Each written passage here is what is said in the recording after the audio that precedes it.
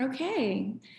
Hi, everyone. Welcome to Unreal City Live. It's a series of digital talks celebrating Unreal City, the largest public AR art exhibition showing now and until January 5th along the South Bank in London. My name is Simone Sebastian. I'm from Dazed Studio, part of Dazed Media. And today it gives me great pleasure to introduce a conversation between artist Tomás Saraceno and curator, art critic, and historian Hans Ulrich Obrist. Tomás's art sculpture of a Maratha spider, commonly known as a peacock spider, is now showing as part of Unreal City and is also showing now on your screen. First up, I would love to introduce Daniel Birnbaum, Artistic Director of Acute Art and Curator of Unreal City. Daniel will set the stage for the conversation between Tomás and Hans Ulrich Obrist. Daniel, how are you doing? I'm fine, thank you so much, Simone. And I'm really pleased to be part of this. I will just say a few introductory words.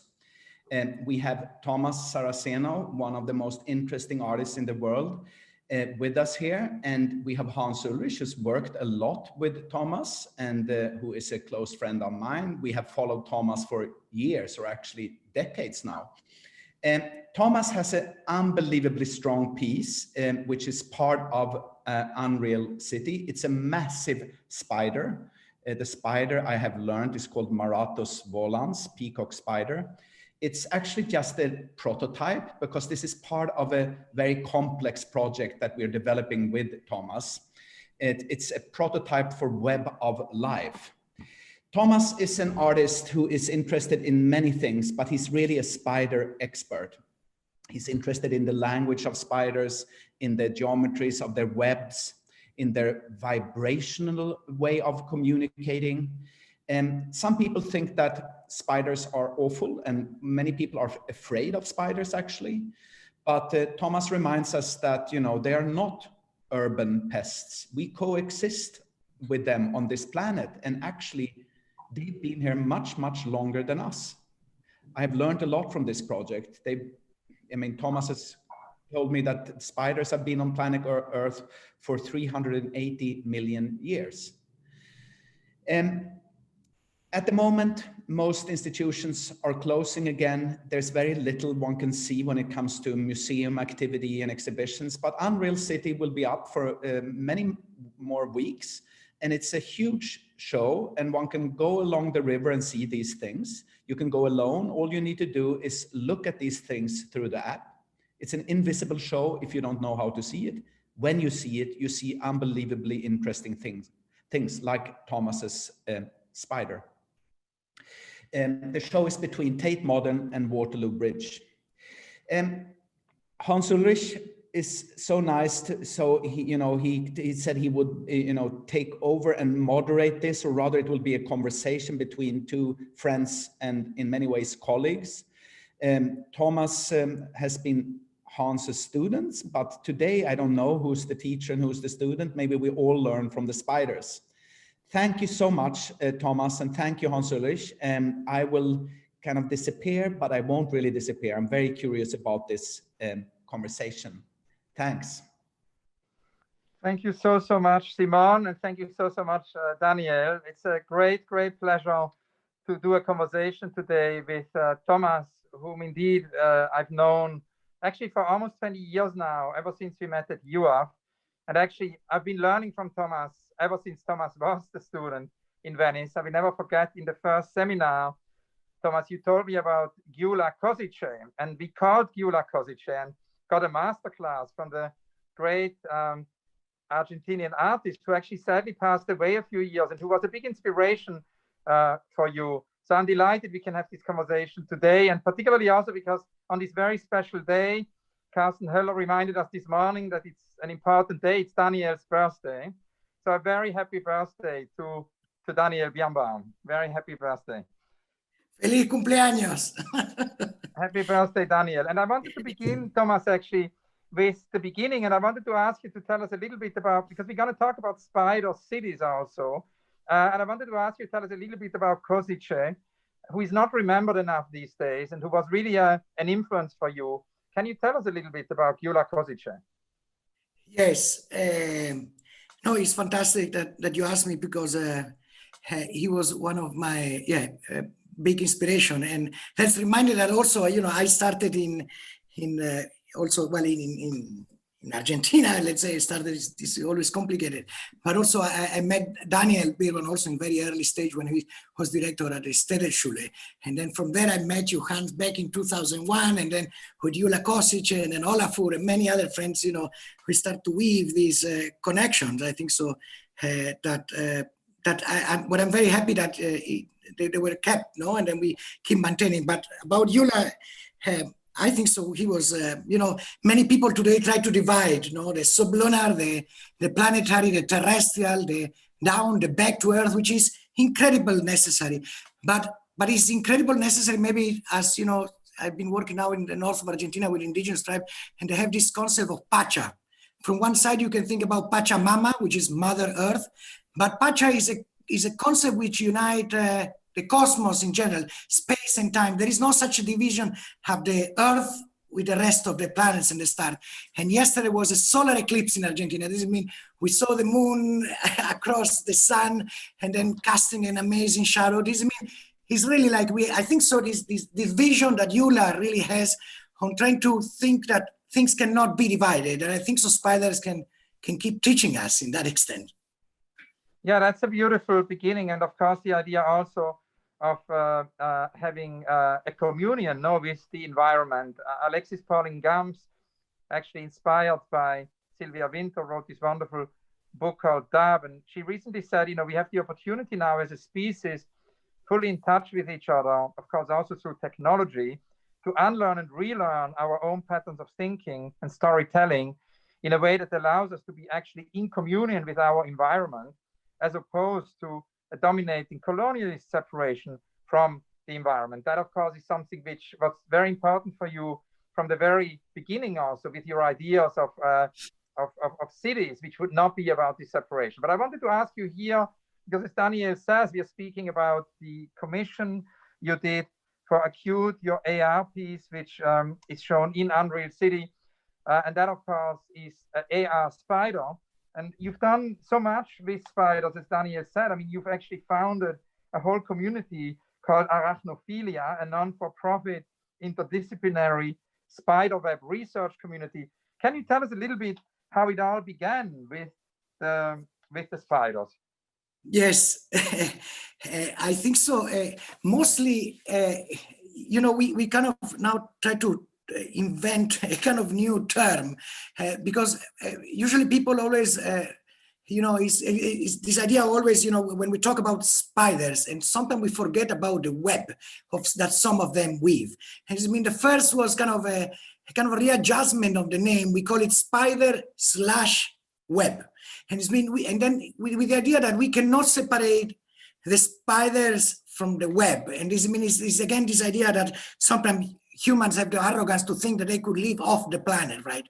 And this means again, try to think that even the terminology need to be reconnected us for the Umwelt, for the environment, for the milieu, that we all kind of needs to kind of reconsider how much we are entangled. And sometimes on this cosmic web, I will call it also. But yes, Arachnophilia is a community which, it try to a little bit find different relationship with these animals, which somehow, today I thought we could talk about 3 topics, which for me somehow something which I'm very enthusiastic and very interested that now it started with Acute, and then I think so with the Serpentine, with you, Hans, and with the exhibition Down to Earth, I will be very interested to follow. And basically it's about the unfounded phobias that we have towards spider. This is one of the topics which I would like to talk. Then the digital addiction that the world have today and how we can deal with that digital addiction. And maybe with this commission with Acute, we could think about that. And the third one is how is this addiction is power? And this mean, what is these batteries, this lithium, this green energy transition that is happening today, and how much this also it keep bringing some injustice to the world. This mean it go from the phobias to the addiction of the mobile phones and to a certain technology, and then to what this technology is powered by this lithium battery. And if you want, the first I don't know, we could talk a bit about the phobias, Hans. So how you think about it? Yeah, I think we should begin with that, because I think what is so important is that you actually say we can listen to the spiders, we can be in communion with the spiders, and we need to go beyond these phobias. And I think that I remember at the very beginning when you actually started to work with spiders, that was the idea. You wanted to go beyond these phobias. So it would be good that you show us a little bit, how that works. Yeah, I can put also, like, let me see, maybe there is a small video somewhere here, and then while we talk, we could keep playing. But okay, this is a beautiful, I think so, spider by Jorgo Otto, that he's in Australia, and he's a part of the community that we work all together to try to rethink about the care and the relationship with the spider. But you can see here, yes, the spider we have been digitalized with Hans, which is called Maratus volans, and these make this amazing dance and performance, and have this so beautiful, colorful. This looks like really like a director of an orchestra, which then we learned that through vibration, spiders are able to communicate in a really amazing way. Does it mean? And if I look a little bit about the piece that we have done with Acute is here is in the River Thames, and we copied some of the movement. It was very precise. Rodrigo with the Acute team was really trying to a little bit something which sometimes hands very, very simple, but is that people could say, oh, how cute is this spider, right? Is that just to change a little bit that behavior? I think so. For me, it will be something which is quite beautiful. Now, let's not remind us about phobias. In UK, in London, or around UK, 7 schools have closed last year because there have been said that there have been an invasion of dangerous spiders. Well, it was completely unfounded. This means in the last 100 years, only 100, I read the statistic today. In the last century, 100 years, only 100 people have died from spiders. In 100 years, 100 people have died. This means it's 1 spider bite per year. This means I think it's the less dangerous animal that we can even confront. This means it's completely fake news, this unfounded phobia. Now, there is somehow culture. It plays a huge role of how we can combat these phobias. Let's put it, there are 2 movies. One is called The Kiss of the Spider Woman by Hector Balbeco, a Brazilian Argentinian filmmaker, which I think is beautiful. Have nothing to do with spider, but the people who are into spider, he get into, and it's very, very beautiful. And the other one, Spider-Man, was in New York Times, a statistic recently said 1/3 of the people who go to see Spider-Man is less keen to become arachnophobic. Right? And this mean, culture, we always demonize or we make scare people through inventing something which is not real. And this mean the first thing with Acute, we said, well, let's try to bring it to the world, and let's try to say that people, oh, how amazing, look how beautiful, how colorful, how amazing movement it makes. This is kind of the first approach. And of course, part of that first approach is also, there is a whole art history also, which celebrates spiders, thinking about Louis Bourgeois, for example. And as you once told me, is also the phobia of spiders often prevents us from the perception of how incredible their communication is. You said in an interview that you're interested in their rhythm of vibration, in the scars of attunement. You're also interested in actually their way of seeing, because essentially one had always assumed spiders would be blind, but as you tell us, actually, they create an image of the world through the tremors, the tremors they send and receive through their webs. Can you tell us a little bit more about this, way of communicating, perceiving the world? Thank you. And then, he's right. The majority of the spiders who weave webs have a very poor vision.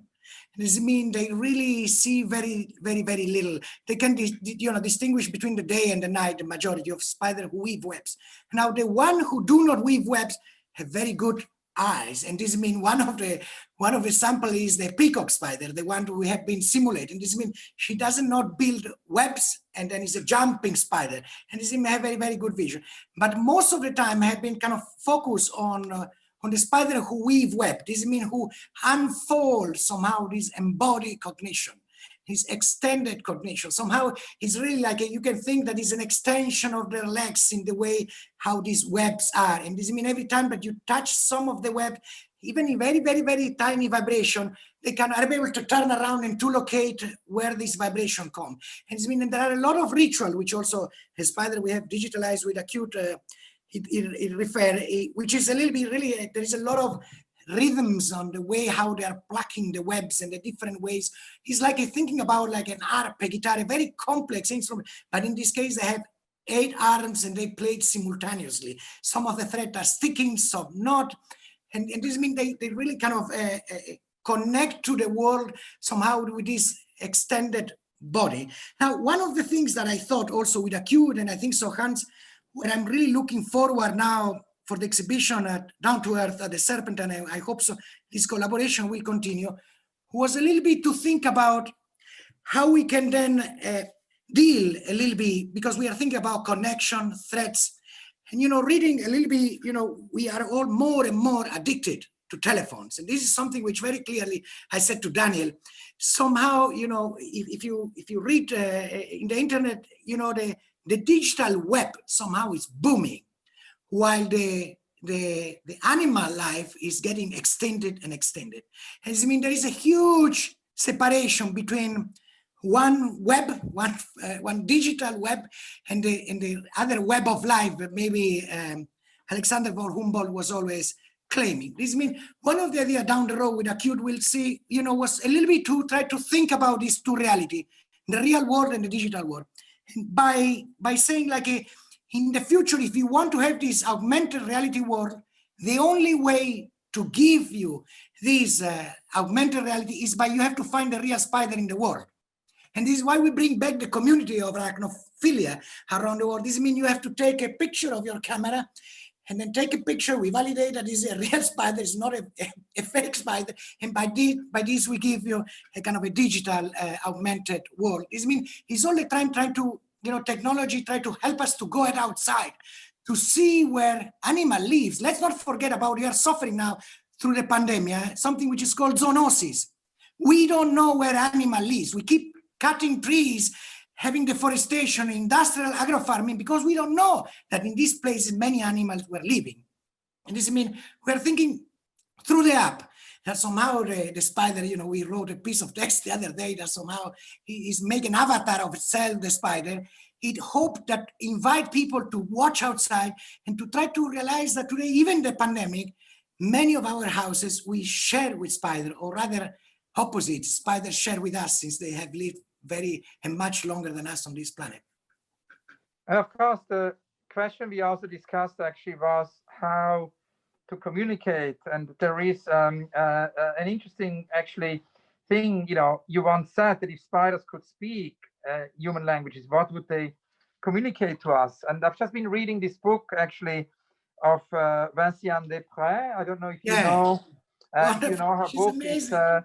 It's a book with a fantastic preface by Bruno Latour. And Bruno says, you're about to enter a new genre, that of scientific fables, by which I don't mean science fiction or false stories about science, but on the contrary, true ways of understanding how difficult it is to figure out what animals are up to. And Vinciane Desprez, you know, raises a lot of questions actually in this book. And he prompted me to do this animal interviews, but you've been doing that for a long time, actually, with the Spider Oracle. Can you tell us about the Spider Oracle? And actually, the Spider Oracle predicted the result of the American election. Yes, that's amazing. Yes, no, thank you. Now, Vincent she wrote so beautiful text now for the upcoming exhibition at the Shed, and then now she invited me to be part in a conversation at the Pompidou at the beginning of January. I will be with Vincent. He's amazing. And then, you know, with her and with you know, I think so many friends, it's really like trying to foster this community of changing the narrative and the storytelling. But in that case, you know, with the phone again, and to try to think, because spiders, you know, I don't think so like Wittgenstein, that animals have never talked with us, you know what I mean? The famous question with the lion. I think so they have been talking with us, and many of us is trying to understand these signals. Now, spider talk, as you said, Hans, very good with vibration. And some of these vibrations are very, very low that our ear cannot perceive them. This means they are in, below the 20 hertz, the possibility of us to hear, but still they communicate. And this means what we have been doing with the spider oracle, with arachnomancy, with kind of reanimate gum spider divination that come from Cameroon in Africa, which have visited the tribe, and I talk with the spider diviner Bulu, which is a very long millenarian tradition of trying to forecast the future through the understanding of the animal behavior.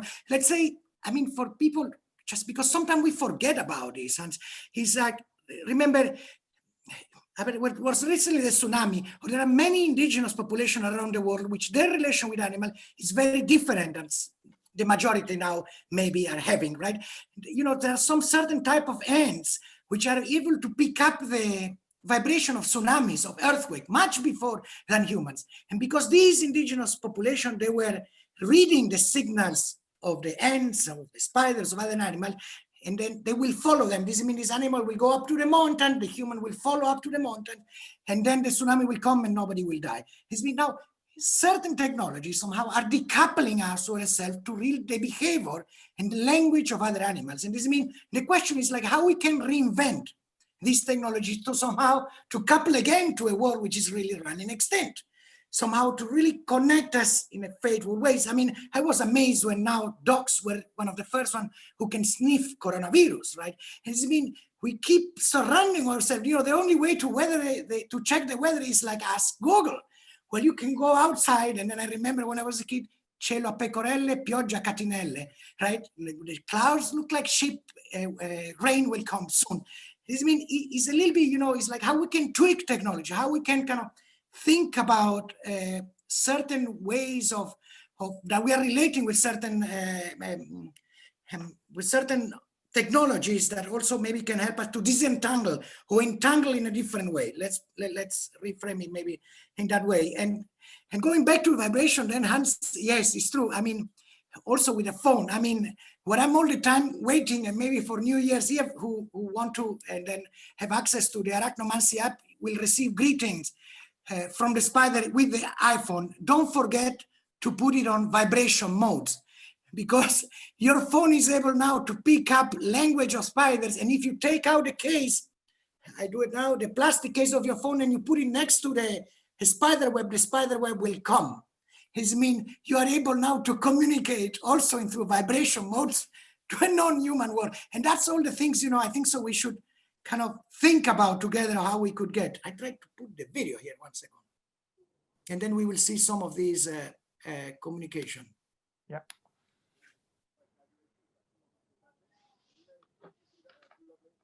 I tried to put it, yeah, okay. Yeah, this actually was an exhibition in Argentina, I think so, Hans. You have seen it, where we work with 7,000 spiders. I saw this amazing show. Yeah, it was a Gesamtkunstwerk in the museum in Buenos Aires. Yeah, that was so beautiful. So beautiful. And the other one, Hans, is a little bit... But let's talk about this one for a minute, because what I felt is that there was something so cosmic about that. And you had an exchange actually with Volker Springel from the Max Planck Institute for Astrophysics, where you discussed, and it reminded me a lot of this exhibition, because Springel says that the cosmic web, that's how we astronomers talk about the big picture, how the universe as a whole presents itself and how galaxies are arranged on large scale. He says, I can show you a flight through the universe as we think it is. And he then talks about the idea actually of it being a backbone of structure of the universe consisting of these filament-like structures which are part of the cosmic web. And along these we find galaxies that are arranged like pearls on a string. We hope to find evidence for unknown elementary particles that we think make up most of the matter in the universe. All of this stuff basically, are particles we have not discovered yet on Earth. And I felt very much entering that space, in Buenos Aires, that I entered a kind of a cosmic web. Can you talk a little bit about this connection to the cosmic? Yeah, no, look at this image, 1 second only, because look at the light when it turn around. Look, wow, look at that. Wow. That was so, look, I played again just only because, look, and then I stopped there.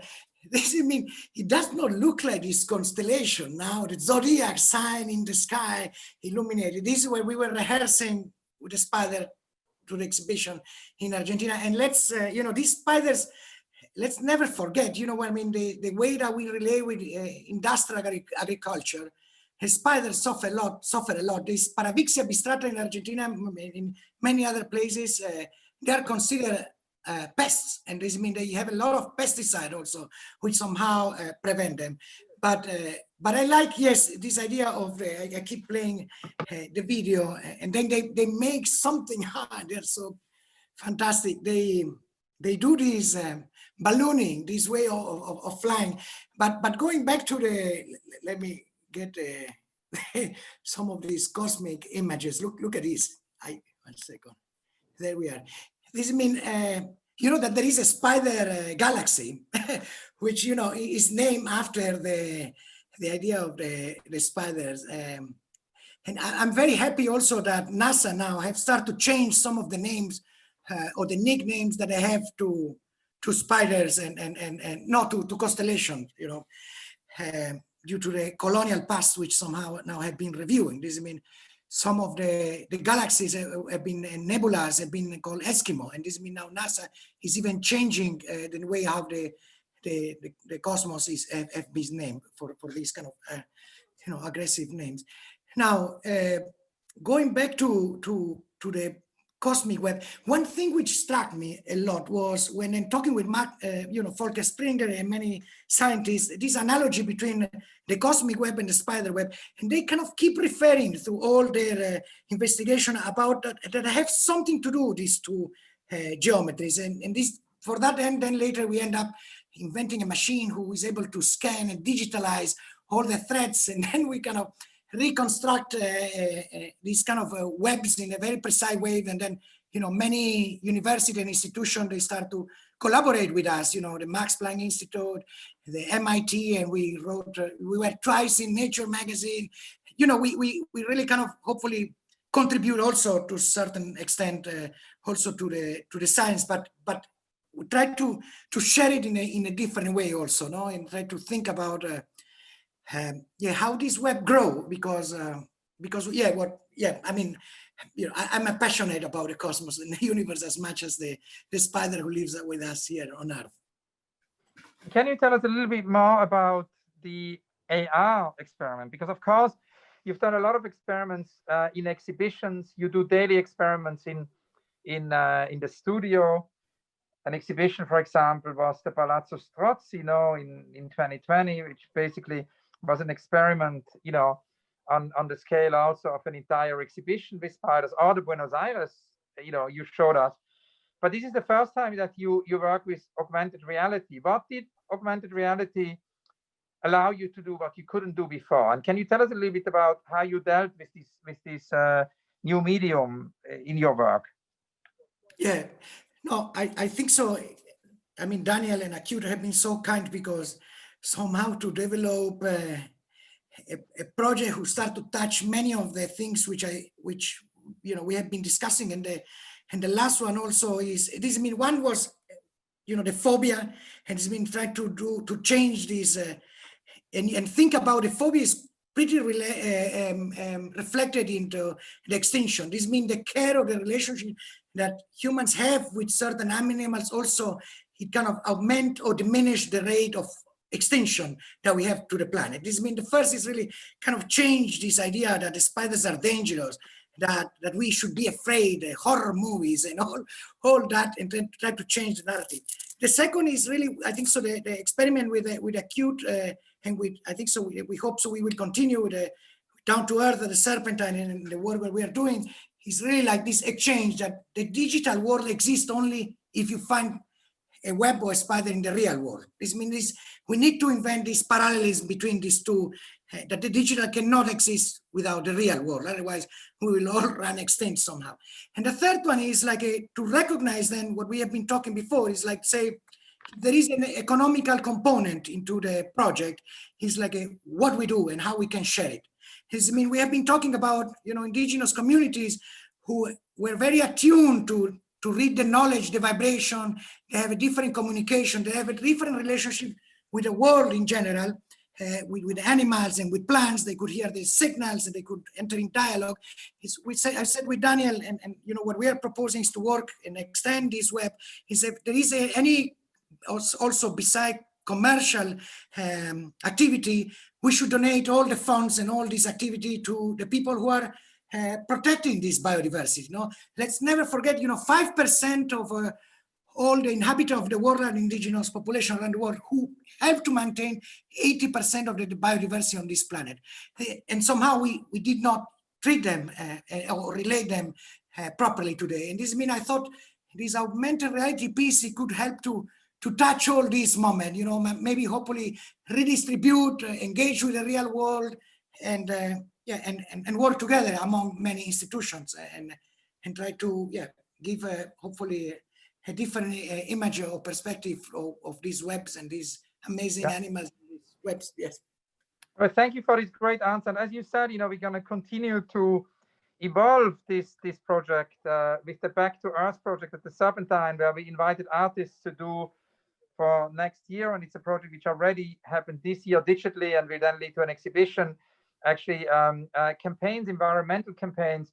And of course, that brings me to the question, how are you going to make this spider project into a campaign? Also, how will it become a campaign?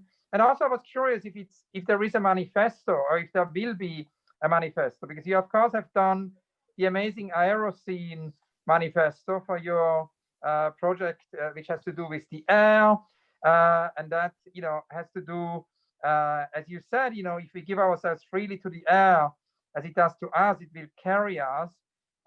You quote Ursula Le Guin for that manifesto, and you know, the carrier bag, the extraordinary book, where you quote her, you know, saying the trouble is we'll all let ourselves become part of the killer story, and so we may get finished along with it. Hence, it is a certain feeling of urgencies that I seek the nature subjects, words of the other story, the untold one, the life story. So she's opposing basically the life story to the killer story, and it prompted you to write an Aeroscene manifesto. So I just was curious how it's going to be the spider manifesto and how you're going to make this into a movement or into a campaign. Yeah.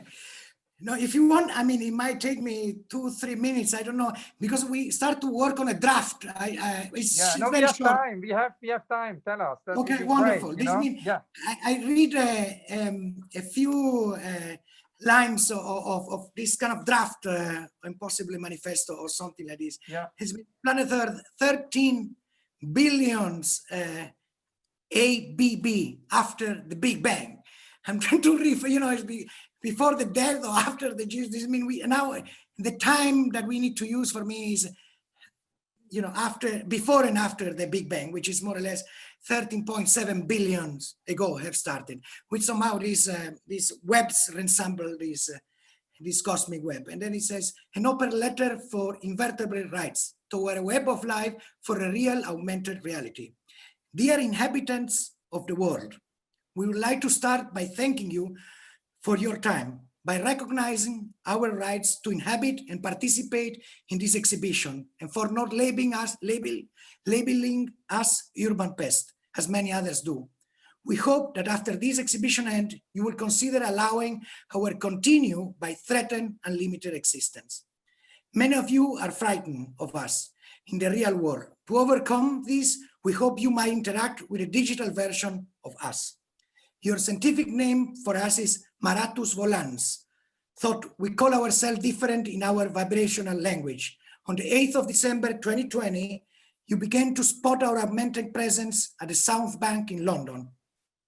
Now, after this exhibition end, you will need to find us in the real world and show a goodwill of coexistence by not sweeping us away.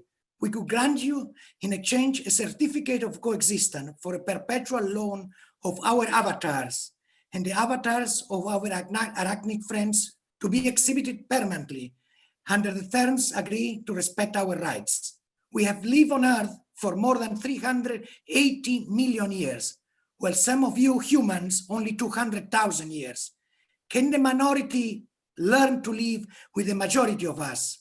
We are 95% of all the animals on the planet Earth, asking for the right to weave web of life, yet we are threatening to extinction by such a small number of individuals.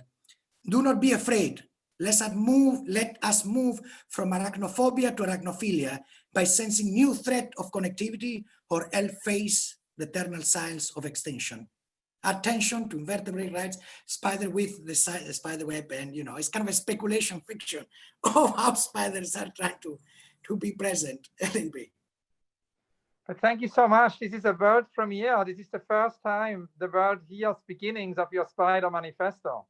Yeah, it's true, it's true. Yeah, and I think so. Yeah, we have to keep working together. You know what I mean? Yeah, it's very exciting. I wanted to ask you also about your yet unrealized projects in relation to spiders, because of course we know a lot about architects' unrealized projects because they publish them very regularly. Architecture competitions get published, but we know very little about artists' unrealized projects, utopias. I mean, there are many reasons why projects can be unrealized. They can be too big to be realized or too small. They can be utopic. They can be unrealizable. They can actually be also too expensive, or sometimes, projects can be censored, or it's simply also projects one hasn't dared to do yet. Doris Lessing always said there is a dimension of self-censorship, projects we want to do but haven't dared to do. So it's a whole range, and these are just a few examples. There are many more of why a project is unrealized. And you've always had a lot of utopic projects. You once said that, sometimes you have nightmares and sometimes you have dreams. It means you can think about dystopia and utopia as a nightmare or a dream. So I wanted to ask you to tell us a little bit about your dreams, your utopias or dystopias in relation to spiders. And particularly also, I'm interested in your vision of a city, because we really met when you were a student at UF. Your vision was immediately to change Venice. And I remember in the very first seminar, you asked me to connect you to the mayor of Venice, which we did. And you went to the mayor of Venice, the first week you were in Venice, to present the mayor with a completely different idea of a floating city, and a kind of utopia, how Venice could be differently. So the idea of inventing cities has always been at the core of your work. And then I recently read in a text that you actually believe that we can learn from the spiders for the future of the city. So I wanted to ask you, it's basically two questions. So tell us about some of your unrealized projects, and then foremost also about your unrealized spider city. Yes, I think so. If we think about a cosmic web, and maybe if we think about the concept of Pachamama or Mother Earth, which somehow, Buckminster Fuller always was thinking about, the spaceship Earth, but, was really kind of still a kind of technocratic version that is a spaceship, right? And I think so the concept maybe of maybe Bruno, when it talk about Gaia, or the concept of Pacha, I think so it commemorates, but still something which is quite present. We're all floating today, right, on a planet Earth at a very high speed around the sun, much faster than any modern dream of speed had been thought. But somehow we keep forgetting about that, in the way that so far we have been thinking that we could fly. Today, this idea of flying is really became a nightmare, right? The way that the flying cities of today are really like a nightmare. It's based on fossil fuel emission, it's based of a carbon emission, it's based of really the depletion of the resources into the emission, into the air, the changing of the climate, of the temperature, and so on and so forth. This, I mean, there is this, I tend to say, today, if I have a dream about flying, today this dream has become a nightmare, right? That's the kind of the first relationship. And I mean, how we could kind of then resense that idea of flying, and then it's kind of rethinking about this cosmic web, this idea of being together on board of a planet that somehow many of the passengers somehow have not been pay attention and not have been there. And I mean, how we can kind of reconsider this cosmic journey around the sun with all inhabitants of the planet. And then you start to think like, there are not only humans, but there are many plants, many animals, and many spider webs. And that extent, start to care and kind of weave that relationship. Now, in practical terms also, we also try to do it. I mean, you always try to say, okay, spiders are able to kind of take off into the air by being very inventiveness. I mean, they are really kind of I think so, a level of imagination and sensitivity with the atmosphere and with the air, which is very particular, that somehow they have not morphological developed, like you think, okay, spiders, are meant to fly like humans. We don't have wings, but nevertheless, both of us, maybe in the future, spider already have done it for many years. And there was a transition between the terrestrial mode and then the spider, how they managed to take off and can cross all the Mediterranean Sea and arrive through Europe, navigating the wind currents and the jet streams. Darwin, there are very beautiful stories when they found these kind of spider webs in the middle of the ocean crossing, and they say how they could make it up to here. When they really have a weather sense, which is amazing. But in Argentina also, then going back, was this flight we did it kind of this year in January, at the beginning of the year, that for the first time we managed to lift up a person. In this case was piloted by Leticia Marquez, a female and the only female pilot in Argentina. And then we established a new record in aviation. That is the project you did with BTS. It's the BTS Connect project, yeah. It was presented as Serpentine, exactly, with the Jung, the curator. And then now the FAE in Lausanne is Fédération Aéronautique Internationale, who have granted, from the Prager Montgolfier to the Prager Rights. The flight we did in Argentina, is the most sustainable flight in human history. I mean, we lift up, or Leticia flew up into the sky without the use of lithium, batteries, and solar panels, and all this energy. And in the sculpture was written a big message that I can almost forget, because all this technology are powered by lithium, right? Lithium is this mineral which is now it's called a white gold, and this means Argentina, Bolivia, and Chile in the north of Argentina is more than 50% of all the resources are there under the ground. And the people who are living there, all the indigenous population living there, are suffering a lot from this extraction of lithium. 1 ton of lithium, it requires 2 million liters of water to be extracted. And now water have entered the trade exchange now, very sadly, a couple of weeks ago, even days ago.